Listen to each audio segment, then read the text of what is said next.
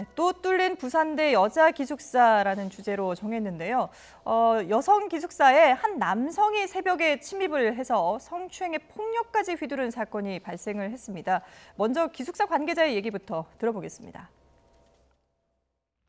이상한 행동하죠. 허리띠 풀어가지고 막 사람 치려고 막 이런 동작도 하고. 네.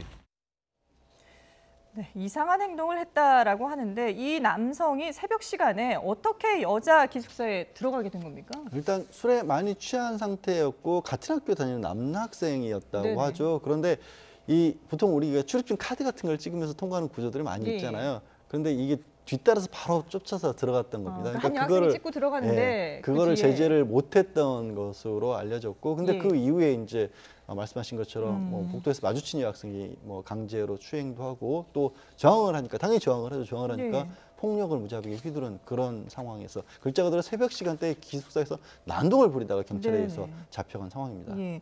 그 당시에 일부 학생들이 SNS에 누군가가 문을 두드리고 열려고 한다, 겁이 난다 이런 글들을 많이 올렸다고 하는데 어떻게 보면 여학생들에게는 그야말로 새벽 시간에 공포의 시간이 아니었을까 싶은데 이 남성은 뭐 술에 취해가지고 전혀 기억이 안 난다 이렇게 지금 얘기를 하고 있다면서요? 네, 뭐 본인은 뭐 그렇게 이야기를 하지만 그 많은 목격자가 분명히 있고요. 예. 아마 그 기숙사 내에 그 CCTV 영상 등도 있기 때문에 이른바 뭐 음주 강경에 대한 뭐 입장을 지금 뭔가 이용하려고 하는 것 같은데 네. 그것은 아마 허용되지 않다고 보고요. 어쨌든 그 평온한 주거권을 해왔기 때문에 네. 뭐 주거 침입죄의 그 처벌을 분명히 받는 것이고 또 그 복도에서 있었던 여학생에게 일정한 이제 성적인 추행 행위를 했기 때문에 네. 뭐 성폭력 처벌에 관한 뭐 특례법이 뭐 적용되지 않을까 생각이 듭니다. 예. 또 일부 보도에 의하면 뭐 허리띠 등으로 뭐 이렇게 휘두르면서 뭐 했다라고 하기 네. 때문에 뭐 폭행이라든가 뭐 이런 것도 분명히 지금 혐의가 인정되기 때문에 아마 경찰의 입장에서는 그 조만간 뭐 구속영장을 청구할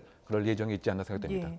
근데 문제는 부산대 기숙사에서 이런 사건이 발생한 것이 이번이 처음이 아니라고 해요. 네, 2013년대에도 기숙사에 한 남학생이 침입을 해서 새벽에 잠자고 있던 여학생을 성폭행했었고 또 네. 다른 방에서도 이 성폭행을 시도하다가 결국에는 도주를 했었는데 뭐 하루 정도 지나서 검거는 했습니다. 그런데 그 이후에 결국 재발 방지를 하기 위해서 아예 그 기숙사를 허물고 네. 새로 기숙사를 지었고 어떻게 보면 나름 첨단 시설을 갖춘 여성 전용 기숙사를 만들었는데 올해 2학기에 그래서 개관을 한 겁니다. 그런데 얼마 되지도 않았네요. 2학기 아직 끝나지도 예, 않았잖아요, 예. 사실은. 그런데 이 새로운 상황이 또 발생을 한 거죠.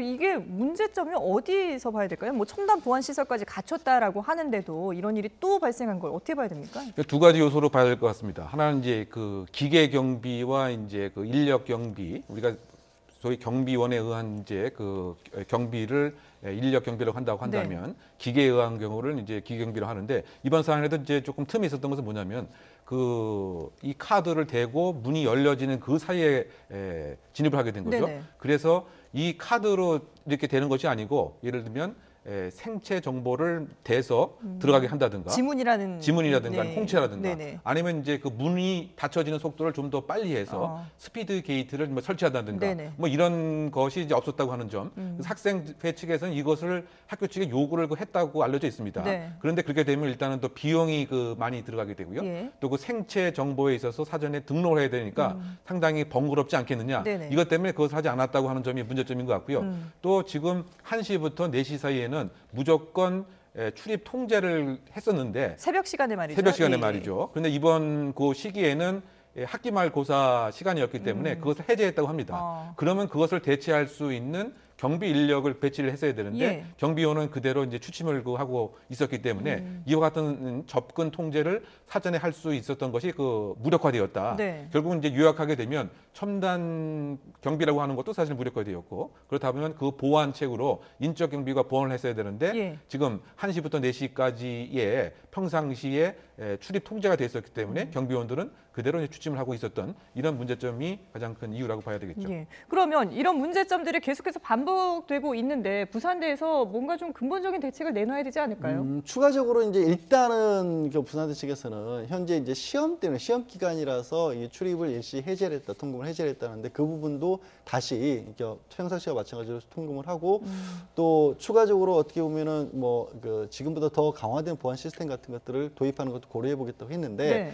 그런데 저는 사실은 이게 저희가 첫 번째로 다뤘던 안전 비용 문제랑도 또 이어져 있다라고도 봐요. 그러니까 기계에 의존할 수 있는 부분은 한계가 분명히 있습니다. 예. CCTV 같은 것들이 있었을 경우에 사후에 범인이 누구인지를 밝히는 데 분명히 도움이 되지만 사전에 예방하는 데는 크게 도움이 안 되는 경우들이 왕왕 있어요. 네. 기계는 아무리 정교하게 만들어도 뚫으려는 의지만 있으면 반드시 뚫습니다. 이게 이 사건 같은 경우 30분이 넘도록 이 범인이 난동을 부리도록 예. 술에 취해서 난동을 부리지만 학생들로서는 이게 어떻게 제어할 방법이 없었다는 그렇죠. 거잖아요. 예. 사람이 현장에 있지 않으니까 벌어지는 문제인 거거든요. 이것도 이건 마찬가지예요. 그 비용에 있어서 첨단 시스템 저는 믿지 않습니다. 이게 분명히 경비 시스템, 사람에 의한 경비가 있어야 문제가 발생했을 때 빨리 응대를 하고 거기에 대해서 방어를 할 수 있기 때문에 예. 그 부분에 오히려 좀 보완을 했으면 좋겠습니다. 경비 인력을 조금 더 보강을 해야 된다. 그러니까 예. 인건비를 줄이기 위해서 경비 인력을 줄이고 첨단 시스템을 보완을 할 것이 아니라 예.